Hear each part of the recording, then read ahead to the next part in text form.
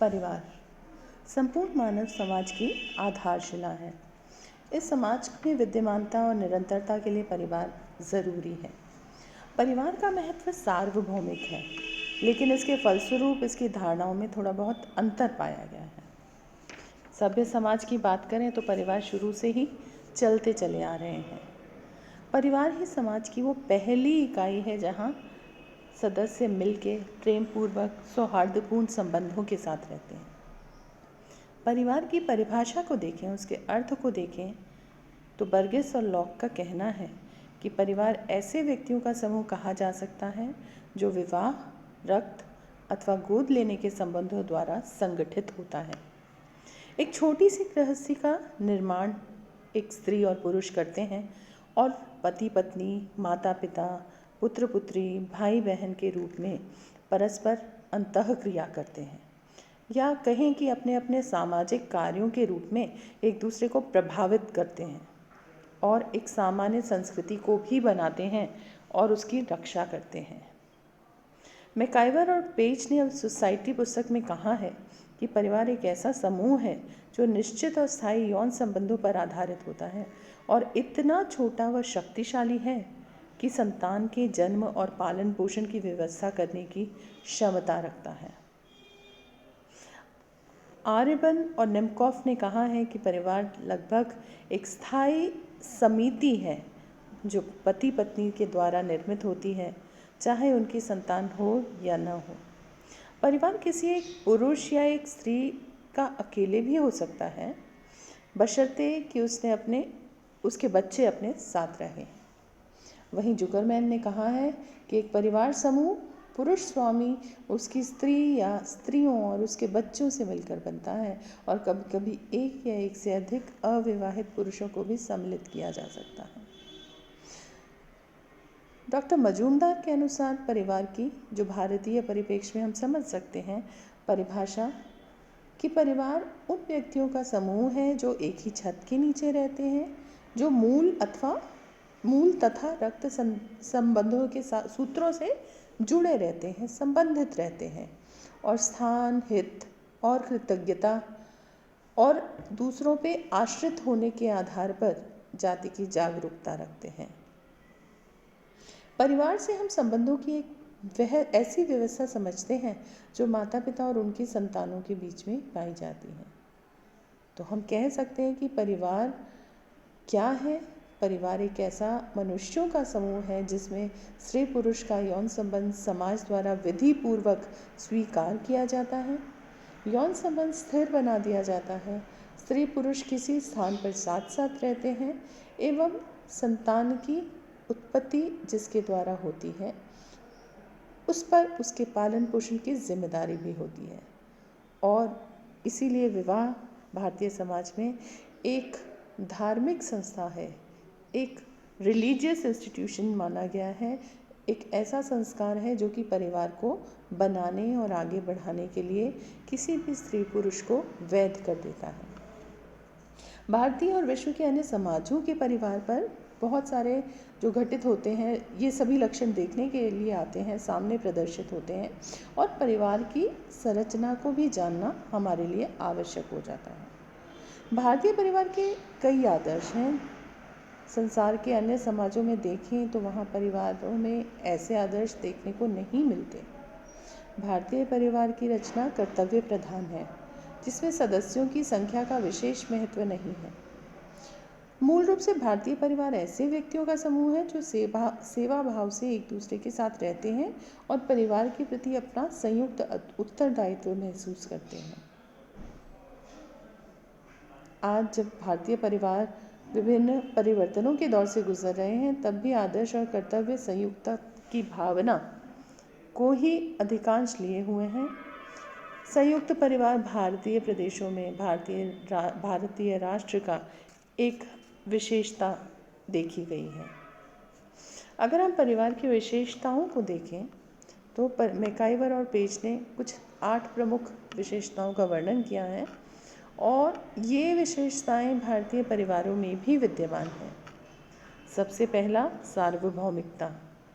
परिवार का संगठन सार्वभौमिक होता है और ये सभी समाजों में और सभी कालों में पाया जाता है। समाज चाहे सभ्य हो या असभ्य हो, हर समाज में इसका अस्तित्व होता है। हर जगह परिवार होता है। प्रत्येक व्यक्ति किसी न किसी परिवार का कभी न कभी सदस्य ज़रूर रहा होता है। तो ये सर्वव्यापक है। परिवार हमेशा से रहा है, इसका अस्तित्व आगे भविष्य में भी हमेशा रहेगा।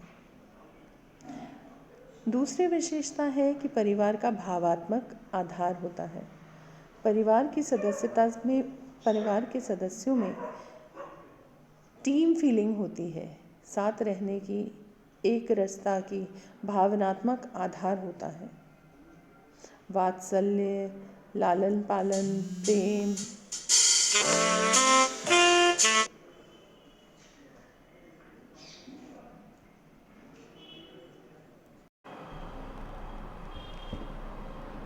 परिवार का भावनात्मक आधार रहता है।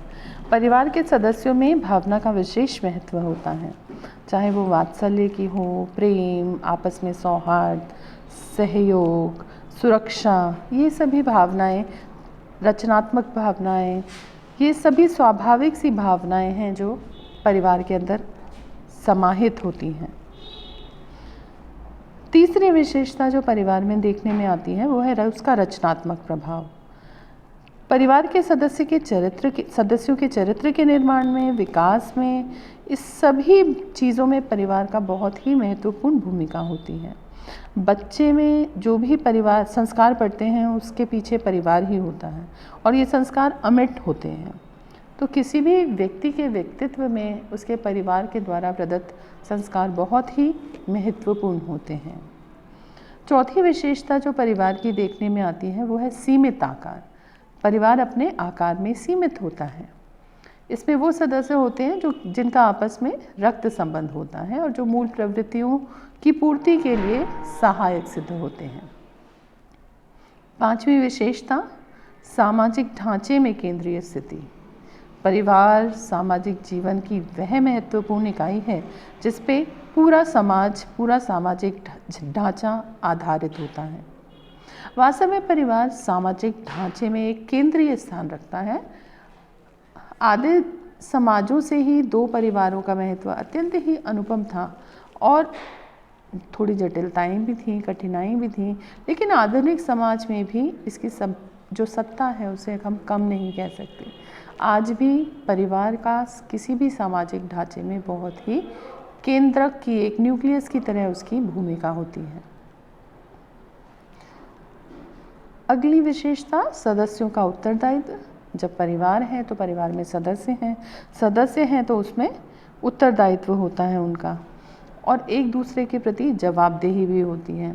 तो परिवार के सदस्य जीवन पर्यंत परिवार की समृद्धि के लिए काम करते हैं, अपने सुखों का बलिदान करते हैं, अपने कर्तव्यों का निर्वाह करते हैं। ये जो विशेषता है ये परिवार में ही देखने में मिलती है। अगली विशेषता जो परिवार में देखी जाती है वो है परिवार का स्थायी और अस्थायी स्वभाव। मैकाइवर ने भी परिवार की स्थायी और अस्थायी दोनों ही प्रकृतियों पर बल दिया है। संघ अथवा समिति के रूप में परिवार की प्रकृति बहुत कुछ अस्थायी सी है, जबकि संस्था के रूप में इसकी प्रकृति स्थायी है।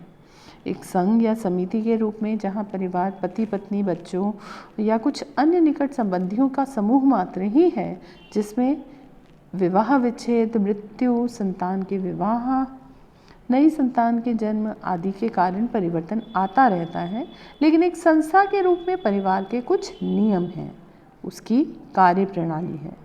नियमों और कार्य प्रणालियों की व्यवस्था के रूप में परिवार की प्रकृति स्थायी देखी जाती है। परिवार के सदस्यों में या आकार में परिवर्तन ज़रूर आता रहता है, लेकिन परिवार नियमों और कार्य प्रणालियों में जो व्यवस्था होती है, जो स्थिरता होती है, वो बनी रहती है। इस तरह परिवार का रूप स्थायी भी है और अस्थायी भी है। अगली विशेषता देखें तो वह है वैवाहिक संबंध। परिवार का जन्म स्त्री पुरुष के बीच में वैवाहिक संबंध के उपरांत ही होता है और यही एक तरीका है जिससे समाज के द्वारा मान्यता प्राप्त होती है। हिंदू परिवारों में पति पत्नी का संबंध आजीवन माना गया है और विवाह विच्छेद को भी अच्छा नहीं माना गया है। और वैदिक काल में देखें तो पारिवारिक व्यवस्था ही कुछ ऐसी थी कि कुछ विशेष परिस्थितियों में स्त्री को अधिकार था कि वो पति को त्याग दे या पति पत्नी को त्याग दें। आज की स्थिति में हम बात करें तो ये अपने आप में महत्वपूर्ण संस्था है। विवाह एक धार्मिक संस्था है और बहुत ही ज़्यादा ये परिवार के सदस्यों को और अंतःक्रियाओं को प्रभावित करता है। अगली विशेषता है आर्थिक व्यवस्था। जब परिवार विवाह का एक स्वरूप है, उससे उपरांत उसके फलस्वरूप निकलता है, तो विवाह, बहुविवाह, समूह विवाह, बहुत सारे विवाह के प्रकार होते हैं। भारतीय समाज में एक विवाही परिवार ही सामान्यतः देखने में आते हैं, ज़्यादातर हिंदू धर्म में, और दैनिक जीवन में नित्य ही देखते हैं। बहुविवाही परिवार भी कई जातियों में प्रचलित है, लेकिन मुख्य उद्देश्य क्या है? आर्थिक व्यवस्था, यानी एक परिवार को अर्थ प्रदान करना, उसको मुद्रा आय प्रदान करना, उत्तरदायित्व का निर्वहन, यह परिवार के मुखिया की जिम्मेदारी होती है। वंशनाम एक अलग विशेषता है, महत्वपूर्ण विशेषता, जो एक परिवार का वंशनाम चलता रहता है, नोमेनक्लेचर जिसे हम कहते हैं। और प्राय हर परिवार में वंशनाम निर्धारण के लिए कोई ना कोई नियम होता है। इस नियम के हिसाब से परिवार के बच्चों का उपनाम, सरनेम कहते हैं जिसे, वंशनाम या सरनेम, वह उसे रख दिया जाता है। परिवार का एक सामान्य निवास होता है, यह भी एक विशेषता है। सामान्यतः परिवार के सदस्यों का एक सामान्य निवास होता है, एक घर होता है, और ये घर पितृसत्तात्मक ही ज़्यादा होता है, मातृसत्तात्मक भी कई जगहों पे, कई प्रांतों में होता है।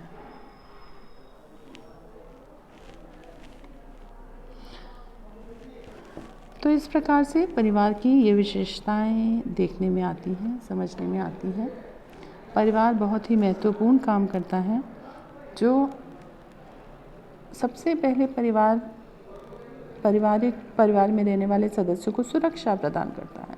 परिवार के कई प्राथमिक कार्य भी हैं और कई द्वितीयात्मक कार्य भी हैं, उसकी चर्चा भी हम आगे करेंगे। धन्यवाद।